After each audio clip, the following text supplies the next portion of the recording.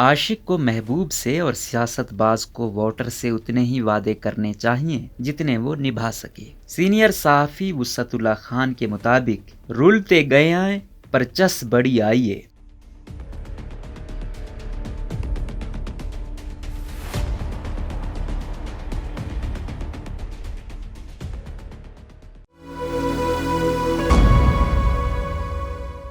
وہ مزید لکھتے ہیں کہ عاشق کو محبوب سے اور سیاست باز کو ووٹر سے اتنے ہی وعدے کرنے چاہیے جتنے وہ نبھا سکے، وگرنہ محبوب اور ووٹر تانے دے دے کر مار دیتے ہیں اور پھر بوٹی کے بدلے بکرا مانگ بیٹھتے ہیں۔ مگر یہ بات کہنا جتنا آسان، نبھانا اتنا ہی مشکل ہے۔ عاشق ہر قیمت پر محبوب کو رام کرنے کے لیے اور سیاست باز ہر قدم پر اقتدار حاصل کرنے کے لیے اپنے کمزور لمحات میں چاند ستارے توڑ کے قدموں میں نچھاور کرنے کا ناممکن ٹھینکا اٹھا لیتا ہے اور پھر اٹائیں سٹائیں اگر مگر چونکے چنانچے ہچر مچر کی ڈال آگے کر کے جیسے کیسے اپنا دفاع کرتا ہے۔ پھر بھی معاملات بے قابو رہیں تو دھمکی، خوشامد، ترغیب، پیسے یا مزید وعدہ فردہ محسود مرکب سے کام لینے کی کوشش کرتا ہے۔ اس سے بھی کام نہ چلے تو معززین دین و دنیا کو بیچ میں ڈال کر معاملہ سیدھا کرنے اور محبوب و ووٹر کی غلط فہمیاں دور کرنے کی کوشش کرتا ہے۔ ایسے میں معززین دین و دنیا بھی اپنی مدد کی عوض مختلف اشکال میں اپنا حصہ طلب کرتے ہیں۔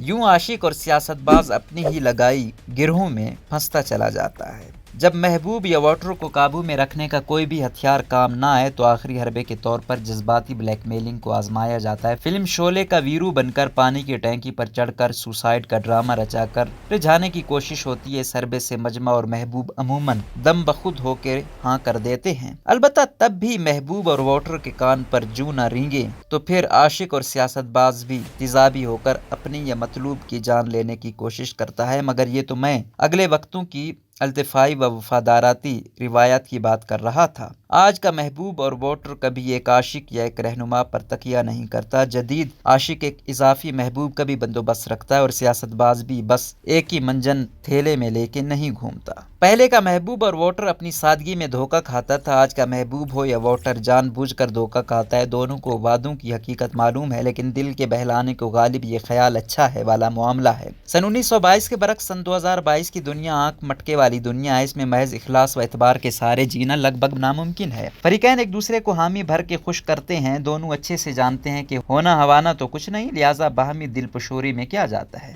پچھلے دور میں عشق کی روایت لیلا مجنوں، شیریں فرہاد، ہیر رانجھا، مدھو لال حسین، سنمد و ابے چند کے تذکروں سے جڑی ہوئی تھی، لہٰذا عاشق و محبوب بھی جب ایک دوسرے کی ہو جاتے ہیں تو پھر ہو جاتے تھے۔ اس طرح سیاست کا قدر بھی نظریاتی کارخانوں میں حریت فکر کی کھڈیوں پر تیار ہوتا تھا، لہذا جس رہنما یا کارکن نے جس کارخانے کا قدر پہن لیا سو پہن لیا، یعنی وفاداری بشرط استواری اصل ایمان تھی۔ آج اگر وہ نسل زندہ ہو کر آ جائے تو لوگ پاگل دیوانے کا شور مچا کے ان کا تماشا بنانے میں ایک لمحہ نہ لگائیں گے، کیونکہ اب عشق اور محبوبیت کی روایت کی امین شوبز انڈسٹری اور ٹک ٹاکیت ہے، جو وہ طے کرے گی وہی ہم کریں گے، جبکہ سیاسی و مذہبی کلچر بھی ایک ہی کارخانے میں ایک ہی طرح کے اجزائے ترکیبی سے تیار ہوتا ہے۔ بالائی علیحدہ کرنے کے بعد اس کلچر کو 3-4 آڑھتیوں کا کارٹیل خرید کے طرح طرح کے لیبل لگا کر آگے بیچ دیتا اور پھر مخصوص لائسنس یافتہ ٹھیلے اسے کریا کریا کوچا کوچا لے کر گھومتے ہیں۔ جو زیادہ چرب زبان اور شیشہ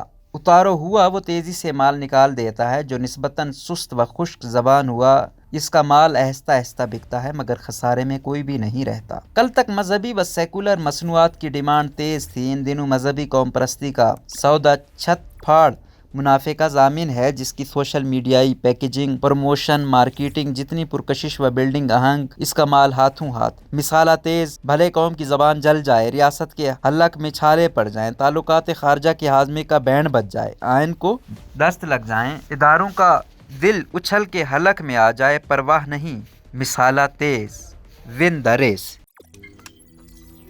روزنامہ قدرت کی ویڈیو دیکھنے کے لیے ابھی یوٹیوب چینل پہ سبسکرائب کریں اور بیل آئیکن پر بھی کلک کریں۔